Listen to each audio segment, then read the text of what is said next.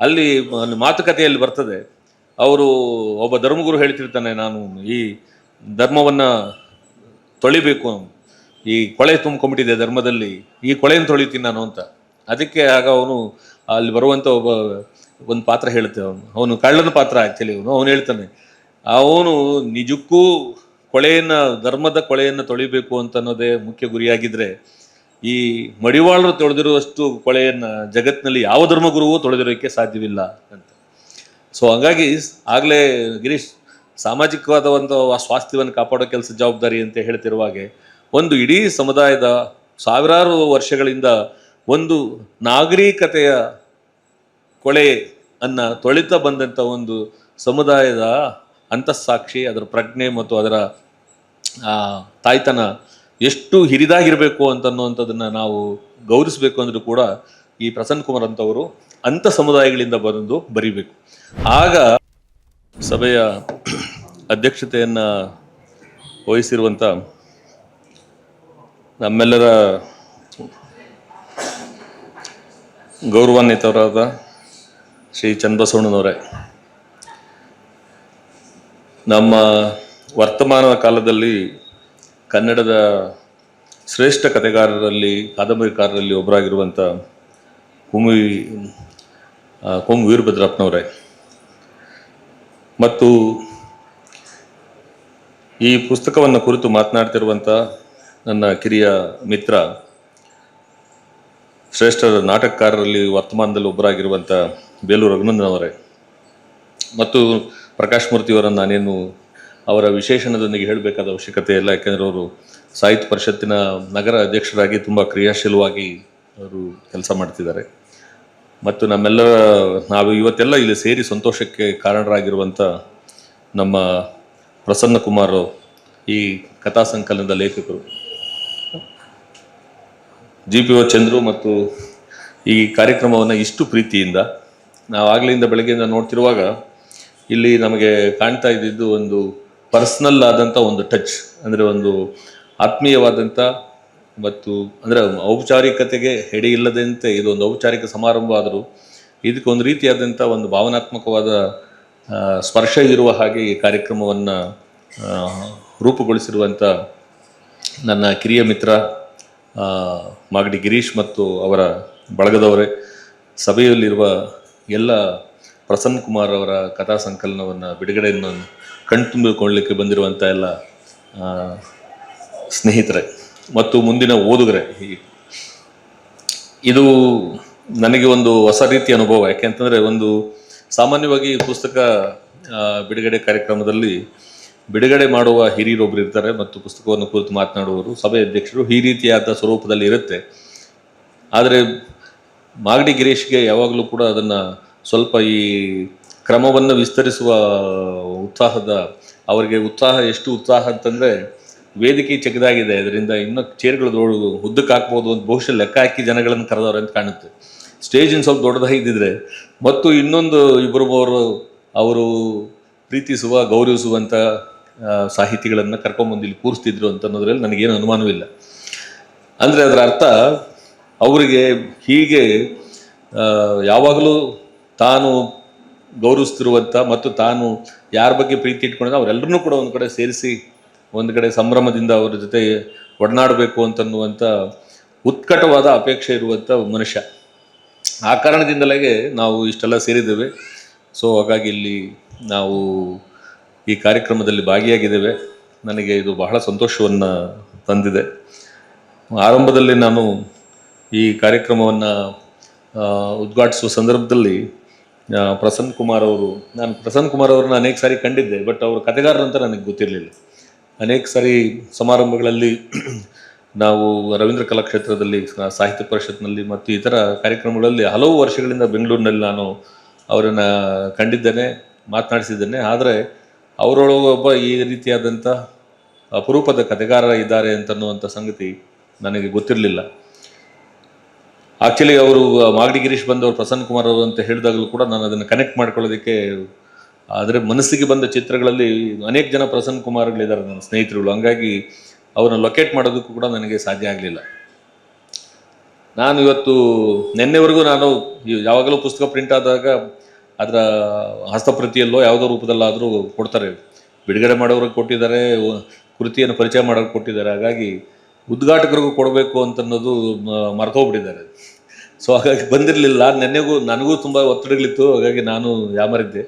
ಆಮೇಲೆ ಬೆಳಗ್ಗೆ ಕಾರ್ಯಕ್ರಮ ಯೋಚನೆ ಬಂದಾಗ ಅಂದರೆ ನಾನು ಏನು ಪುಸ್ತಕನೇ ನೋಡಲಿಲ್ವಲ್ಲ, ಉದ್ಘಾಟನೆ ಅಂತಾದರೂ ಏನು ಮಾತಾಡೋದು ನಾನು ಅಂತ ಅಂದ್ಕೊಂಡೆ.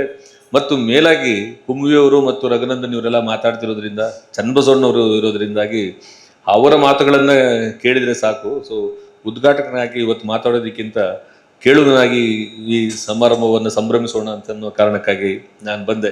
ಆದರೂ ಗಿರೀಶ್ ಫೋನ್ ಮಾಡಿ ಅದೇನದು ಸಾಫ್ಟ್ ಕಾಫಿ ಸಿಕ್ಕರೆ ದಯಮಾಡಿ ಕಳಿಸಪ್ಪ ಅಂತಂದು.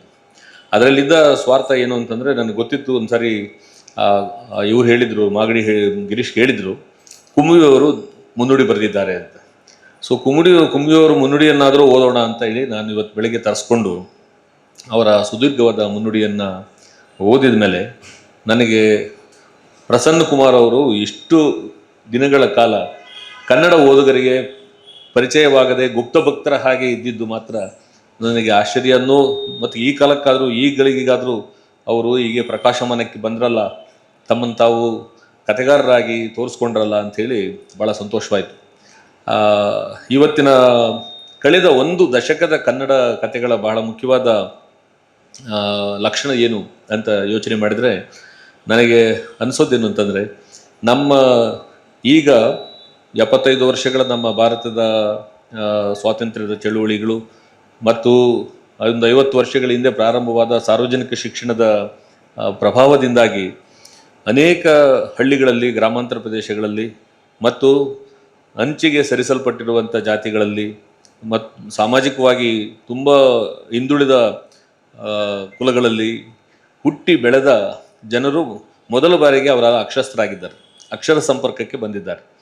ಈಗಾಗಲೇ ಕೆಲವು ಮೇಲ್ಜಾತಿಗಳಲ್ಲಿ 2-3 ತಲೆಮಾರುಗಳು ಅಕ್ಷರದ ಜೊತೆ ಪ್ರಯಾಣ ಮಾಡ್ತಾ ಇದ್ದರೆ, ಇವತ್ತಿಗೂ ಕೂಡ ಎಷ್ಟೋ ಸಮುದಾಯಗಳ ಮೊದಲ ತಲೆಮಾರಿನ ಅಕ್ಷರಸ್ಥರುಗಳು ನಮ್ಮ ತರಗತಿಗಳಲ್ಲಿ, ವಿಶ್ವವಿದ್ಯಾನಿಲಯದಲ್ಲಿ ನಮ್ಮ ಮುಂದೆ ಅವರು ಓದುಗರಾಗಿ ಮತ್ತು ಅಕ್ಷರಾಭ್ಯಾಸಗಳಾಗಿ ಕುಳಿತಿರೋದನ್ನು ನೋಡಿ ನಾನು ಈಗ ನಮ್ಮ ದೇಶದ ಈ ಬಹುತ್ವದ ಬಗ್ಗೆ ನನಗೆ ಆಶ್ಚರ್ಯವೂ ಮತ್ತು ಇನ್ನೂ ನಾವು ಮೊದಲ ತಲೆಮಾರನ್ನು ಇನ್ನೂ ಅಕ್ಷರಸ್ಥರಾಗೋರನ್ನ ಇಟ್ಕೊಂಡಿದ್ದೀವಲ್ಲ ಅನ್ನೋದ್ರ ಬಗ್ಗೆ ಅತ್ಯಂತ ಆಳದಲ್ಲಿ ಸಣ್ಣ ವಿಷಾದವೂ ಉಂಟಾಗ್ತಿರುತ್ತೆ. ಸೊ ಈಗ ನಾನು ಏನು ಹೇಳಕೊಟ್ಟೆ ಅಂದರೆ, ಕಳೆದ ಈ ದಶಕದಲ್ಲಿ ಈ ರೀತಿಯಾದಂಥ ಕಣ್ಣಿಗೆ ಕಾಣದ ಮತ್ತು ಕಣ್ಣಿಗೆ ಕಾಣೋದು ಅಂತಂದರೆ ರಾಜಕೀಯವಾಗಿ ಕಾಣಬೇಕು, ರಾಜಕೀಯವಾಗಿ ಬಲವಿಲ್ಲದ ಕಣ್ಣಿಗೆ ಕಾಣದಂಥ ಜಾತಿಗಳಿಂದ ಬಂದಂಥ ಅನೇಕ ಜನ ಬರಹಗಾರ್ತಿಯರು ಒಂದು ತೀವ್ರ ಪ್ರಮಾಣದೊಳಗೆ ಅವರು ನಮ್ಮ ಕನ್ನಡ ಸಾಹಿತ್ಯವನ್ನು ಪ್ರವೇಶಿಸಿ ಅದರ ಒಳಗೆ ಒಂದು ದೊಡ್ಡ ಒಳಸಂಚಲನವನ್ನು ಮೂಡಿಸಿದ್ದಾರೆ. ನನಗೆ ಈ ಒಳಸಂಚಲನದ ಇಮೇಜ್ ಹೇಗಿದೆ ಅಂತಂದರೆ, ಅನೇಕ ಸಾರಿ ನೀವು ಕೊಳ ಕಂಡಿರ್ತೀರಿ, ಕೊಳದ ಮೇಲಿರೋ ನೀರು ಅದು ಸಮಾಧಾನವಾಗಿ ಅಲುಗದಂತಿದೆ ಅಂತ ನಿಮಗನ್ಸಿರುತ್ತೆ, ಆದರೆ ಒಳಗೆ ಆ ನೀರಿನ ತಳದೊಳಗೆ ಚಲನೆ ಇರುತ್ತೆ. ಸೊ ಇದನ್ನು ಅಂಡರ್ ಕರೆಂಟ್ ಅಂತ ಕರೀತಾರೆ. ಸೊ ಈ ಸಮಾಜದಲ್ಲೂ ಕೂಡ ಹೀಗೆ ಅಂಡರ್ ಕರೆಂಟ್ ಆಗಿರುವಂಥ ಅನೇಕ ಸಂಗತಿಗಳು ಅವು ನಮಗೆ ವರ್ಲ್ಫುಲ್ಗಳ ಥರ ಸುಡಿಗಳಾದರೆ ಮಾತ್ರ ಕಣ್ಣಿಗೆ ಕಾಣ್ತವೆ ಹೊರತು ಈ ಒಳಚಲನೆಗಳು ಕಾಣಿಸೋದೇ ಇಲ್ಲ. ಈ ಒಳಚಲನೆಗಳೇ ಈ ದೊಡ್ಡ ದೊಡ್ಡ ಸಾಮಾಜಿಕವಾದಂಥ ಹೋರಾಟಗಳಿಗೆ, ಸಾಮಾಜಿಕವಾದ ದಿಕ್ಕುಗಳಿಗೆ ಒಂದು ದೊಡ್ಡ ಬಲವನ್ನು ಒಳಗಿಂದ ಕೊಡ್ತಾ ಇರ್ತದೆ. ಈ ಹಿಂಬಲ ಅಂತ ನಾವು ಅದನ್ನು ಕರೀಬೋದು, ಹಿಂದಿನಿಂದ ನೂಕುವ ಬಲ. ಈ ಹಿಂಬಲದ ಮೂಲಕ ಬಂದು ಅದು ಒಂದು ಚಲನೆಗೆ ಕಾರಣವಾಗ್ತಾ ಇರುತ್ತೆ. ನನಗೆ ಅದನ್ನು ಗಮನಿಸಬೇಕು, ಅವುಗಳಲ್ಲಿರುವಂಥ ಲಕ್ಷಣಗಳನ್ನು ಗುರುತಿಸಿ ನಾವು ಚರ್ಚೆ ಮಾಡಬೇಕು, ನಮ್ಮ ಓದುಗರು ಅದನ್ನು ಗ್ರಹಿಸಬೇಕು ಅಂತನ್ನುವಂಥ ದಿಕ್ಕನ್ನು ಕುರಿತಾದ ತುಂಬ ಮೌಲಿಕವಾದ ಮಾತುಗಳನ್ನು ಕುಂಬಿಯವರು ತಮ್ಮ ಮುನ್ನುಡಿಯಲ್ಲಿ ಬರೆದಿದ್ದಾರೆ. ಅವರು ಬರೆದ ಒಂದು ಮಾತು ನನಗೆ ಅವರು ಮಾತಾಡೋಕ್ಕೆ ಅವಕಾಶ ಇಲ್ಲದೆ ಅವ್ರ ಮಾತು ತಗೊಂಡು ಹೇಳ್ಬಿಡ್ತಿದ್ದೀನಿ ಅಂತ ಅವರು ಆಕ್ಷೇಪಿಸಲಾರರು. ನೀವು ಅವರ ಮಾತನ್ನು ನೀವು ಹೇಳ್ತಿದ್ದೀರಲ್ಲ ಅಂತ ನೀವು ನನ್ನನ್ನು ಆಕ್ಷೇಪಿಸ್ಬಿಡಿ. ಯಾಕೆಂದರೆ ನನಗೆ ಪುಸ್ತಕ ಸಿಕ್ಕಿಲ್ಲ, ಅದರಿಂದ ಅವರ ಮಾತನ್ನು ಇನ್ನೊಂದು ಸಾರಿ ನಿಮಗೆ ಮನದಟ್ಟು ಮಾಡಿಕೊಡೋದು, ನಾನು ಅರ್ಥ ಮಾಡಿಕೊಂಡ ಬಗೆಯನ್ನು ಹೇಳೋದು ಮುಖ್ಯ ಅಂತ ನಾನು ತಿಳ್ಕೊಂಡು ಹೇಳ್ತಾ ಇದ್ದೀನಿ. ನಮ್ಮ ಸಾಹಿತ್ಯ ವಲಯದೊಳಗೆ ಮತ್ತು ಸಂಸ್ಕೃತಿ ಅಧ್ಯಯನದೊಳಗೆ ಒಂದು ಪರಿಕಲ್ಪನೆ ಇದೆ. ಅದನ್ನು ನಾವು ಸಬಾಲ್ಟರ್ನ್ ಸ್ಟಡೀಸ್ ಅಂತ ಕರಿತೀವಿ.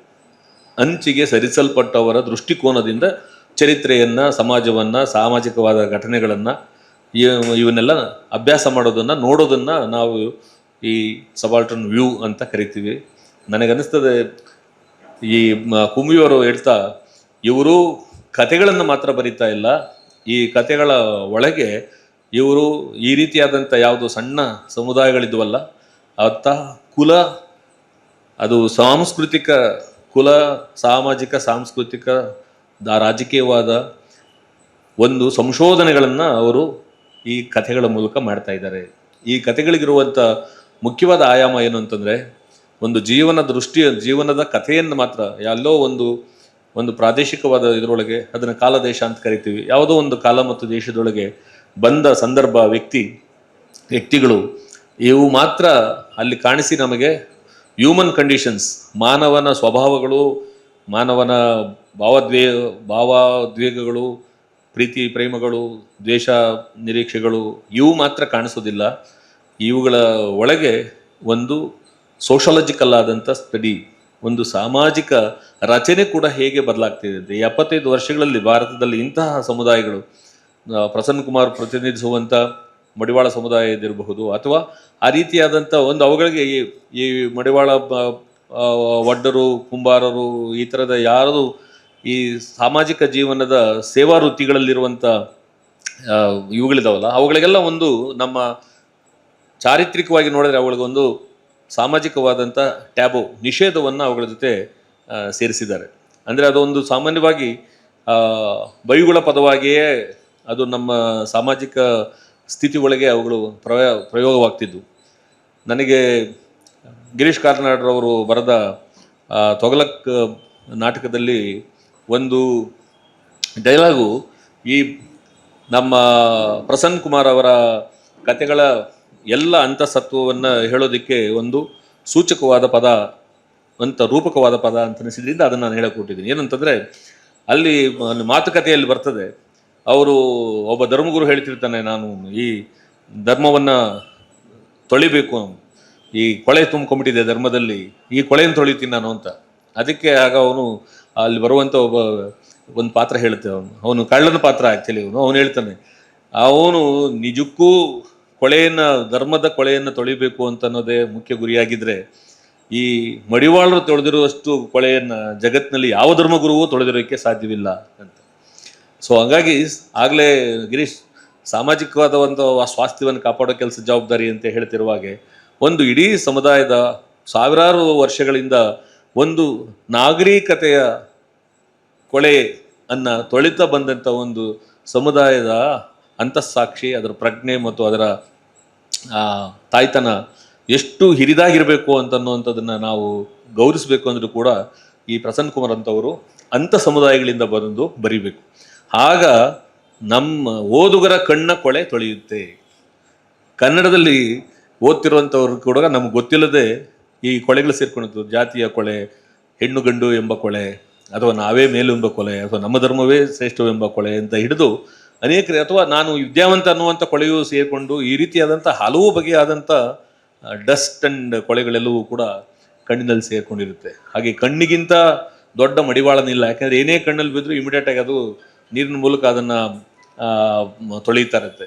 ಸೊ ಕನ್ನಡ ಸಾಹಿತ್ಯಕ್ಕೆ ಹೀಗೆ ಮಡಿವಾಳ ಸಮುದಾಯಗಳ ಮೂಲಕ ಬಂದ ಹಾಗೆ ಎಲ್ಲ ಸಮುದಾಯಗಳಿಂದ, ಇನ್ನೂ ಕೊರಚರಿಂದ ಬರೆಯೋರು ಬರಬೇಕು, ಇದ್ದ ಬೇರೆ ಬೇರೆ ಸಮುದಾಯಗಳಿಂದ ಬರೆಯೋರು ಬರೀಬೇಕು. ಅವರೆಲ್ಲ ಬಂದು ನಮ್ಮ ಕನ್ನಡದ ಸಾಹಿತ್ಯವನ್ನು ಸಮೃದ್ಧಗೊಳಿಸಬೇಕು. ನಮ್ಮ ಕುಂಬಿಯವರು ಬಾರದೇ ಇದ್ದಿದ್ದರೆ ನಮಗೆ ಆ ಉತ್ತರ ಕರ್ನಾಟಕದ ಆ ಭಾಷೆಯೇ ದಕ್ತಿರಲಿಲ್ಲ, ಅನೇಕ ಸಾಂಸ್ಕೃತಿಕವಾದ ವಿವರಗಳು ಸಿಗ್ತಿರಲಿಲ್ಲ, ಮತ್ತು ಆಂಧ್ರ ಮತ್ತು ತಮಿಳುನಾಡು ಬಳ್ಳಾರಿಯ ಗಡಿಗಳಲ್ಲಿರುವಂಥ ಜೀವನ ಕ್ರಮಗಳ ಎಷ್ಟೋ ಸಂಗತಿಗಳು, ಅಲ್ಲಿರುವಂಥ ಮಾನವೀಯದ ಸಂಗತಿಗಳು ಹೇಗೋ ಹಾಗೆ ಕ್ರೌರ್ಯದ ಸಂಗತಿಗಳು ಕೂಡ ನಮಗೆ ಅರ್ಥವೇ ಆಗ್ತಿರಲಿಲ್ಲ. ಸೊ ಹಾಗಾಗಿ ಅಂಥದನ್ನು ಸೂಕ್ಷ್ಮವಾಗಿ ಹಿಡಿಯೋದಕ್ಕೆ ಮೂಲಕ ಕುಂಬಿಯವರು ಕನ್ನಡದ ಸರ್ವಶ್ರೇಷ್ಠ ಕಥೆಗಾರರಲ್ಲಿ ಒಬ್ಬರಾಗಿದ್ದು ಆ ಕಾರಣಕ್ಕಾಗಿ. ಸೊ ಪ್ರಸನ್ನ ಕುಮಾರ್ ಅವ್ರಿಗೂ ಅಂಥ ಭವಿಷ್ಯ, ಕುಂಬಿಯವರಿಗೆ ದಕ್ಕಿದಂಥ ಭವಿಷ್ಯ ದಾರಿ ಸಿಗಲಿ.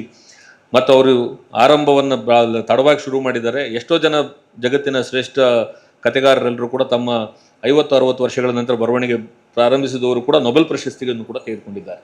ಹಾಗಾಗಿ ಎಷ್ಟು ಬೇಗ ನೀವು ಪ್ರಕಾಶಕ್ಕೆ ಬಂದ್ರಿ ಅನ್ನೋದಲ್ಲ, ಇನ್ನು ಮುಂದೆ ಕೂಡ ನೀವು ಇದನ್ನ ಹೇಗೆ ಮುಂದುವರಿಸ್ಕೊಂಡು ಹೋಗ್ತೀರಿ ಅಂತ ಅನ್ನೋದು ನಾವೆಲ್ಲ ಕುತೂಹಲದಿಂದ ಕಾಯ್ತಿರುವಂಥ ಸಂಗತಿಯಾಗಿದೆ. ಹಾಗಾಗಿ ಪ್ರಸನ್ನ ಕುಮಾರ್ ಅವರ ಕಥೆಗಳನ್ನು ಪುಸ್ತಕ ಬಹುಶಃ ಈಗ ಎಲ್ಲ ಬಿಡುಗಡೆ ಮಾಡೋದು ನಾನು ಕೊಡ್ತಾರೆ, ಅದರಿಂದ ನಾನು ಓದಿದಿ ಅವರಿಗೆ ಪರ್ಸ್ನಲ್ ಆಗಿ ಫೋನ್ ಮಾಡಿ ಅವರಿಗೆ ನಾನು ನನ್ನ ಅಭಿಪ್ರಾಯಗಳನ್ನು ಹೇಳ್ತೇನೆ. ಈಗ ಇಷ್ಟೊತ್ತು ಮಾತನಾಡೋದಕ್ಕೆ ಪೂರ್ಣವನ್ನು ಒದಗಿಸಿಕೊಟ್ಟಂಥವ್ರು ನಮ್ಮ ಕುಂಬಿಯವರು ಬರೆದಂಥ ಮುನ್ನುಡಿಯನ್ನು ಆಧರಿಸಿ ಇಷ್ಟು ನಾನು ಹೇಳಿದ್ದೇನೆ. ಪ್ರಸನ್ನ ಕುಮಾರ್ ಅವರಿಗೆ ನನ್ನ ಶುಭಾಶಯಗಳು. ಇಂತಹ ಪುಸ್ತಕವನ್ನು ಗುಣಗ್ರಾಹಿಯಾಗಿ ಗುರುತಿಸಿ ಅದನ್ನು ಪ್ರಕಾಶಿಸಿ ನಿಮ್ಮೆಲ್ಲರ ಮುಂದೆ ಒಂದು ಮನೆಯ ಕುಟುಂಬದ ಸಂಭ್ರಮ ಇದು ಅನ್ನುವ ಹಾಗೆ ನಮ್ಮನ್ನೆಲ್ಲ ಸ್ವಾಗತಿಸಿ ಒಳಗೊಂಡು ಪ್ರೀತಿ ತೋರಿಸಿದ ಗಿರೀಶ್ ಮಾಗಡಿಯವರಿಗೆ ಮತ್ತು ಅವರ ಚೈತನ್ಯ ಹೀಗೆ ಕೂಗದೇ ಇರಲಿ ಅಂತ, ಯಾಕಂದ್ರೆ ಅವನ ಚೈತನ್ಯ ಕೂಗಿಸುವ ಅನೇಕ ಸಂಗತಿಗಳು ಕೆಲವು ವರ್ಷಗಳಿಂದ ಅವನ ಜೀವನದಲ್ಲಿ ನಡೀತಾ ಇವೆ. ಆದರೆ ಅದರ ವಿರುದ್ಧ ಅವನು ಪ್ರವಾಹದ ವಿರುದ್ಧ ಈಜುವ ಸಾಮರ್ಥ್ಯವನ್ನು ತೋರಿಸಿ ಮುಂದೆ ಬಿಡುತ್ತಿದ್ದಾನೆ. ಸೊ ಆತನಿಗೆ ಇನ್ನೂ ಹೆಚ್ಚು ಸಾಮರ್ಥ್ಯ ಸಿಕ್ಕಲಿ, ಅವರ ಕುಟುಂಬದವರು ಅವನ್ನ ಹೆಚ್ಚು ಬೆಂಬಲಿಸಲಿ. ಇಂಥ ಕೆಲಸ ಮಾಡೋರನ್ನ ಸಾಮಾನ್ಯವಾಗಿ ಸಮಾಜವಾಗಲಿ ಅಥವಾ ಕುಟುಂಬವಾಗಲಿ ಇಬ್ಬರೂ ಒಪ್ಪಿಕೊಳ್ಳೋದು ಬೆಂಬಲಿಸೋದು ತುಂಬ ಕಷ್ಟ.